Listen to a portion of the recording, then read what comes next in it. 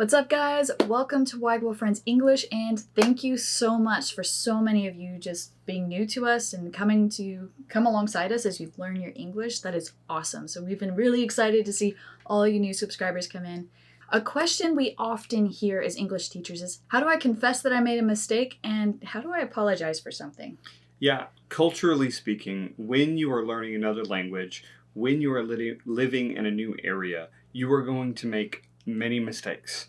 And one of a very good, valuable skill is being able to correctly apologize. Because even when I try to say I'm sorry in another language, I can often make a mistake and it can be awkward or embarrassing or wrong, even more shameful. And so in today's video, we're going to use phrasal verbs to help you guys apologize and to make things right correctly in English. In America, we are very individualistic, which means that I'm okay with me doing my thing and then you doing your thing, but that the apology, how you apologize in that sort of culture is different than how you would apologize in a more communal culture. Really, one of the most responsible and humble things you can do in our American individualistic culture is to own up. Name exactly what you did that was wrong or that offended somebody or upset them, and then apologize for it directly. That's it's uncomfortable and it's awkward, but it will give you many great returns. The first four are very similar, but the very first one has two different meanings. So, to mix something up. Yeah, so number one is just the idea of you have two things and you confuse the two, and that's a very normal thing. You could even say you can mix up like batter for a cake, like a physical action to it. But in this case, we're talking about if you're doing something wrong and you give a person a pen instead of a business card, that's you would say, sorry, I mixed it up. And it can also be a noun, like a mix-up would refer to something that was confused or switched on accident. Yeah. Now, the other meaning of the phrasal verb form of mix-up is something along the lines of messed up, screwed up, or slipped up, which all kind of mean the same thing. Yeah, those are, I did something wrong. As opposed to some of the others that we're about to talk about, these have more of a passive feel to them. So when I say I messed up, I'm not necessarily saying I actively went out and sought to hurt you. So we call this an honest mistake as well. This is the noun term that we use for it. So an honest mistake is a mistake you made without meaning to. It was an accident. So these four phrasal verbs that we just mentioned, mix up, mess up, screwed up, slipped up, these are really good ones for honest mistakes. So the next phrasal verb that we'll introduce is something like fall through or fell through. So if I say, I'm sorry, our plans fell through, or something like that, it means something along the lines happened, whether directly my fault or circumstances' fault, it doesn't really matter. What matters is I didn't show up on time. And I didn't complete the plan or the preset idea of what was going to happen because something fell through and kept me from fulfilling my obligation. Yeah, this one definitely has some type of outside force. And a lot of times if you're going to say fall through, that thing is not always named. Because like Amber said, that's not the important part of the story. The important part of the story is that you're saying, I'm sorry for that. So the other one with fall is to fall short.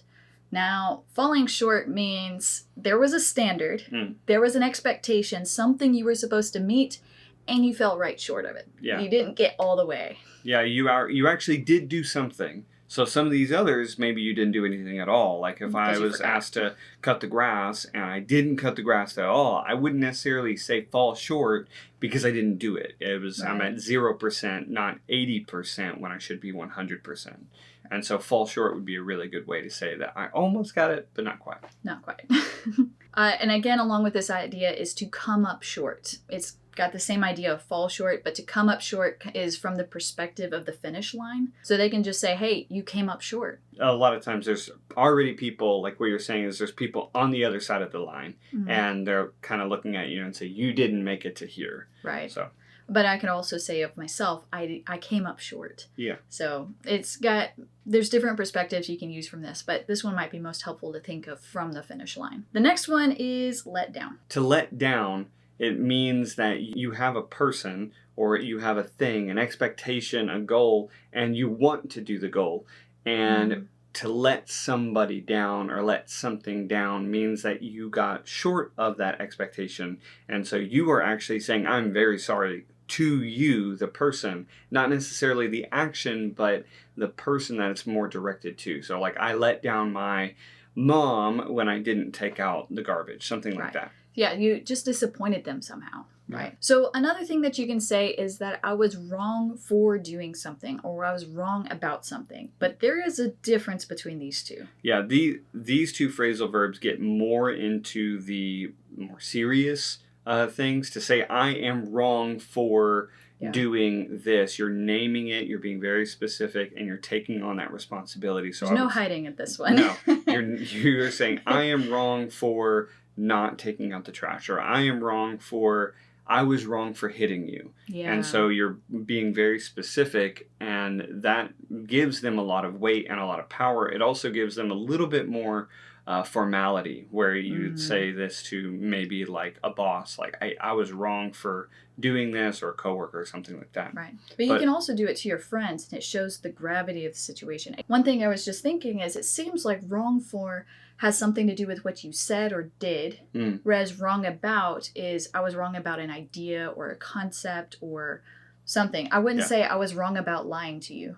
Yeah, no. But wrong about is definitely about a concept or an idea, whereas wrong for is definitely something that I did or said. Right. It's the idea of like, if you're trying to have a strategy and you say, I want to go this way, but the other person says, I want to go that way. And the other person just kind of takes you along with them, but it turned out to be wrong. You would say, hey, I was wrong about that way. You were right. So the last one is not a phrasal verb, but we really wanted to throw it in here because it fits the context.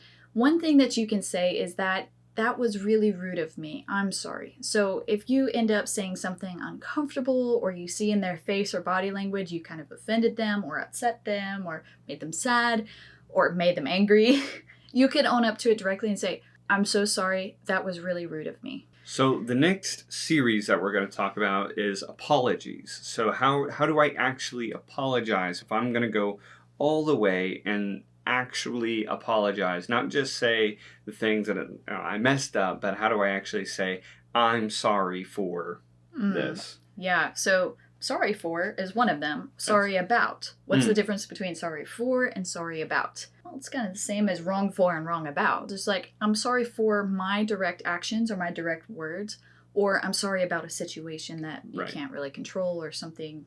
On the other end of that is apologize. And you can see by the length of the word and that it's a little more difficult, is that apologize tends to be more formal. Like Amber said earlier, that formality also kind of means the same thing as the gravity of the situation. Right. So like if I would say, hey, I'm sorry for spilling the water. That's not a big deal. We have an idiom that says, don't cry over spilled milk. That's kind of the idea. But if you say, I apologize for this, then immediately you know that that's a different level of wrong that just happened. But we don't really say apologize about when it's just me. I don't say, Josh, I apologize about that. That's wrong. You don't want to say apologize about. Another one, these two kind of get a little bit more formal. You say excuse me for or forgive me for. Yeah. But there is a difference between these two. Yeah, excuse me is less severe, less strict, less harsh than forgive me for. Whatever you did with excuse me, and maybe you bumped into them. Oh, excuse me for bumping into you, or excuse me for doing that thing that I didn't mean to do, but that's just where I'm. What I did. Excuse me for being late to work. Yeah, that's even why we say excuse. Like in school, we have excused absence. Forgive me for is something that's totally different. So if that's something that you actively did and you chose to do, and it hurt somebody or hurt something, and it made a big deal, and so you would say, forgive me for hitting my sister, or forgive me for doing this project completely wrong, or something like that. Right. Well, and forgive me for definitely carries more of an idea of I'm afraid I've hurt the relationship somehow by my actions or what I said.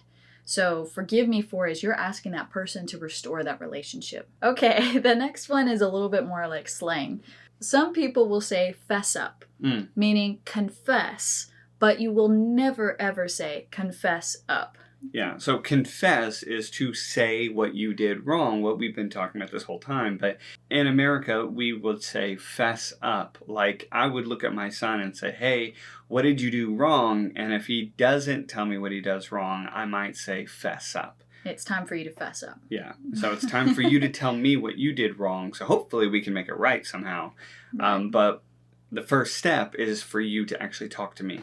Another thing what you can do to approach someone and say, I need you to take responsibility for something. Now, there's no about with this one either. You cannot take responsibility about. You can only take responsibility for something. Now, we did this in another video with phrasal verbs of caring, which means you take responsibility for someone means you take over taking care of them. Yeah. Now, in this case, though, it means you're stepping up and you're owning up to the situation. You're owning up to what you did. You're taking responsibility for all consequences that come as a result. You're going to make it right. Right. And it's that idea of you are going to take it on you and carry it. And so the idea is you're going to hopefully you take it off of somebody else. The next one's got 3 different prepositions that can go with it. You can be ashamed of something, you can be ashamed for someone, or you can be ashamed about something.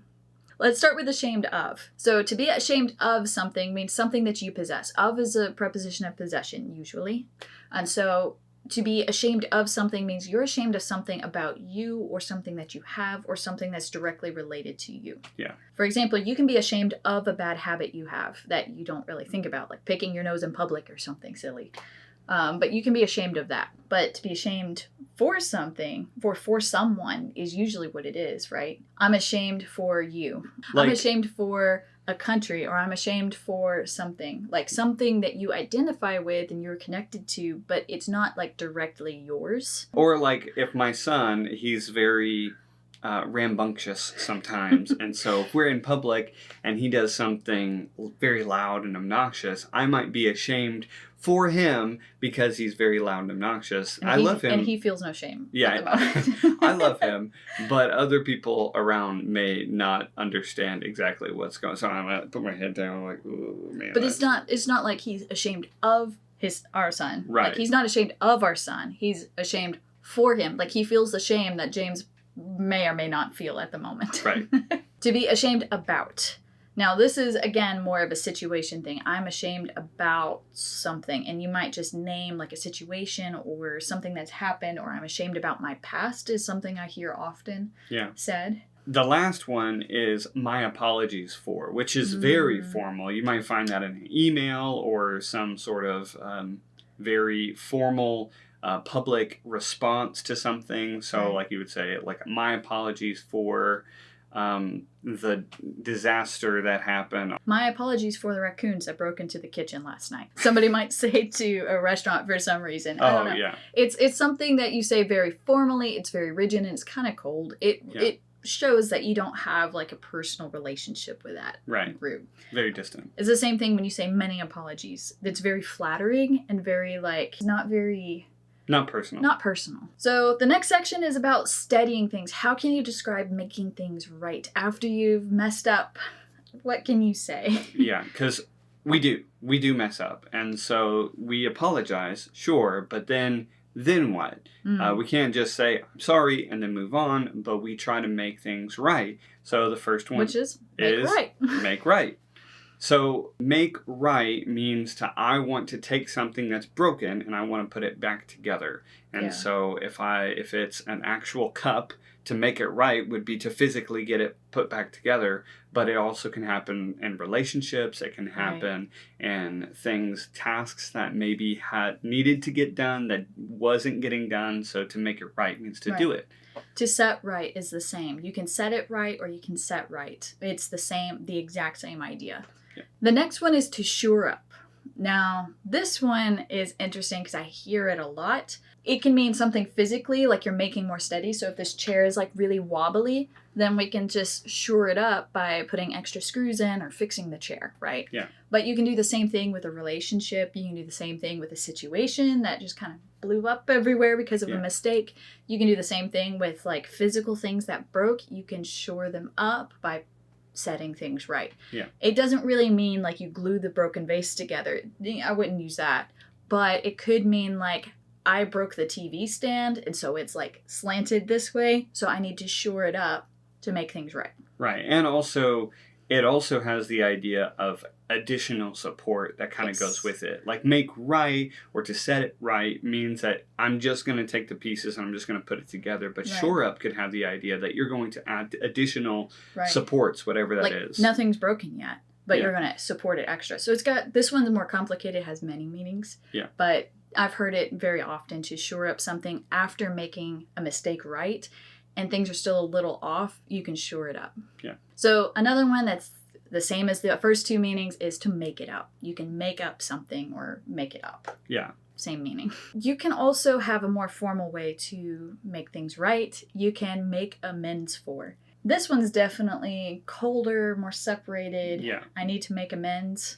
But you're stating the way that you can make it right by saying, I need to make amends for this, so I'm going to, and then you say how you're going to make amends. Another one is to improve upon.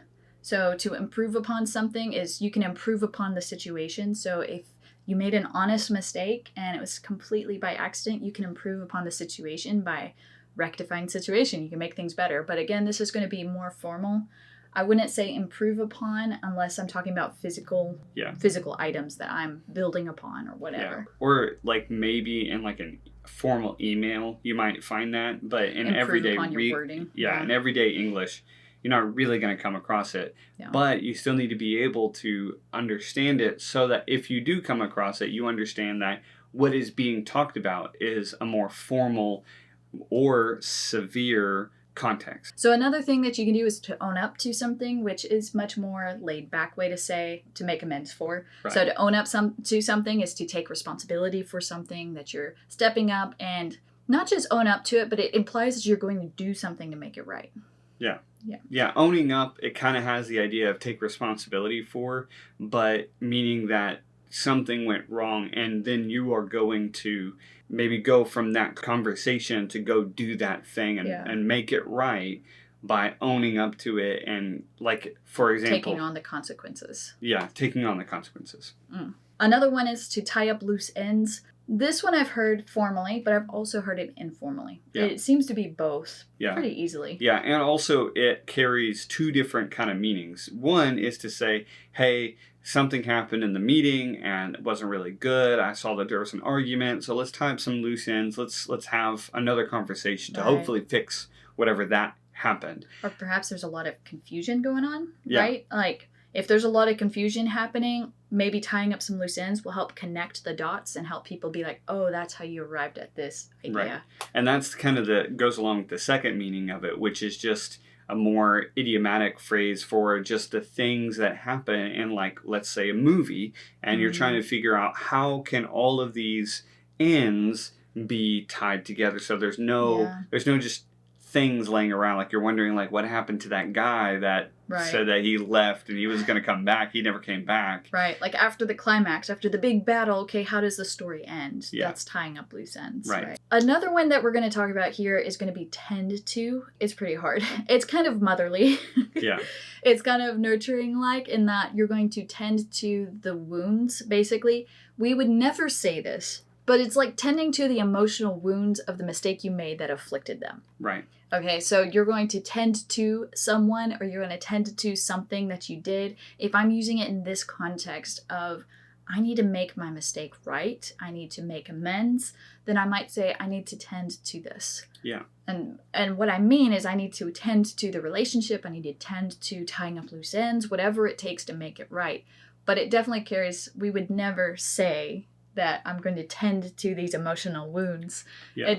I would just tend to someone. Normally, it's also used in this context. You're going to be talking to another person about a third person. So, like, if I did something wrong, if I yelled at my son, I would look at my wife and I would say, hey, I need to tend to James because I hurt him emotionally because I got frustrated with him. Right. And so I'm talking to her about him. Right. And so I would use tend to. Now, one thing that you guys really need to be careful of is tend to is also has another meaning of saying I tend to do this. Yeah, Every day. Usually. Right. I or usually, habitually. regularly, habitually do this. And so that's a really complicated, totally different meaning than for the word tend. And so in this case, you could say, I tend to the wounds. Right. Another one is to work something out. So whether you're going to work out how to solve this, whether you're going to work out the consequences of an action.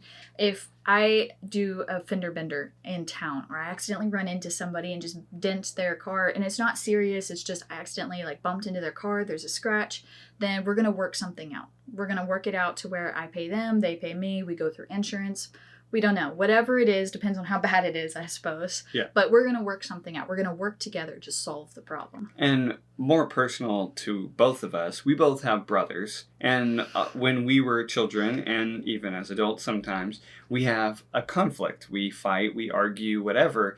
And our parents often say, work it out. The idea is that you did something wrong to hurt the relationship. And now you guys need to work together to solve that problem. Last one is going to be to get back at or to pay back somebody. Whoa. And those are definitely phrasal verbs.